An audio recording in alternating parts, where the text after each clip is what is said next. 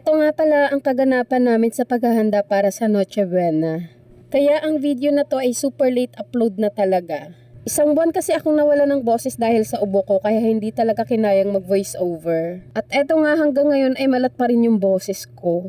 Pero kaya na yan, ma-upload ko lang tong mga video ko. Mabalik nga tayo dito sa video ko at dahil nga kinulang kami sa ingredients, pumunta pala muna ako ng palengke dyan at pagkatapos nun ay dito naman sa grocery store. Nung nabili ko na nga lahat ng kailangan ko dyan ay umuwi na rin agad ako. So yung binili ko pala dyan ay yung pang grahams namin, pang salad at yung mga sahog sa spaghetti.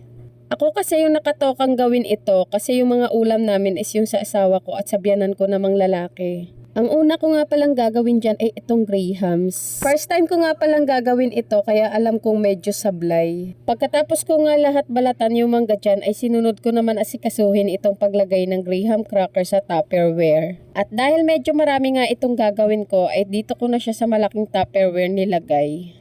At dahil nga hindi sumakto yung size ng biskwit sa Tupperware, kaya sa part na yan yung ginawa ko ay hinati-hati ko na nga lang yung biskwit at nilagyan yung part na yan. Para naman walang space na matira. Nilagyan ko na rin pala yan ng grahams na durog. Katabi kasi siya ng grahams na biskwit, kaya ayan, bumili na rin pala ako ng isa dyan. Medyo natuwa talaga ako sa ginagawa ko na to kasi first time ko talaga siyang gagawin. Kahit na medyo palpak na itong ginawa ko ay salasa naman tayo magbe-base.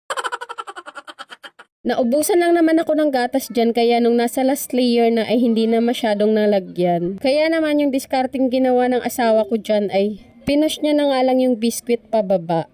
Pagkatapos ko nga palang gawin yung mango graham dyan ay agad ko naman sinunod itong fruit salad namin. May natanggap pala kaming pamaskong handog mula dito sa barangay namin. Kaya konti na lang din yung dinagdag ko nung naggrocery ako. Pagkatapos ko nga ilagay lahat ng fruit cocktail dyan ay sinunod ko naman itong Nestle cream. Sunod naman ay itong Angel's Condensed at yung Alaska.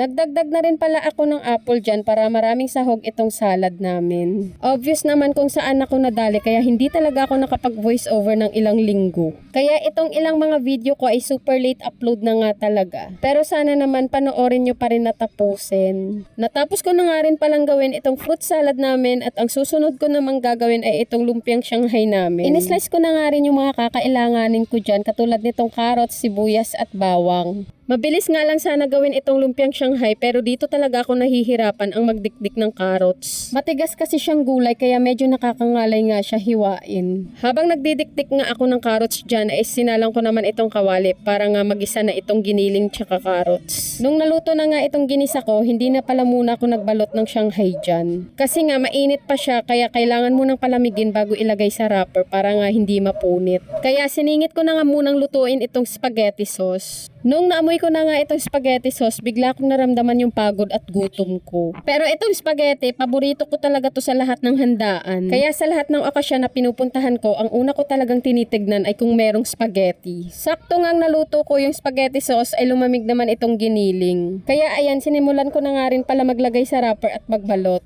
Kasi medyo marami-rami nga itong gagawin ko. I think mga 5 PM na rin pala ako natapos magluto at mag-asikaso dyan. Pero natiis ko talaga yung gutom ko dyan na wag kumain kasi gusto ko kumain kami ng sabay-sabay. Eto na nga yung mga pagkain para sa Noche Buena namin. Kahit simple lang to, ang importante ay mabusog tayo nito at maramdaman natin yung diwa ng Pasko. Kaya Merry Christmas everyone! Salamat sa pagtanaw, babu!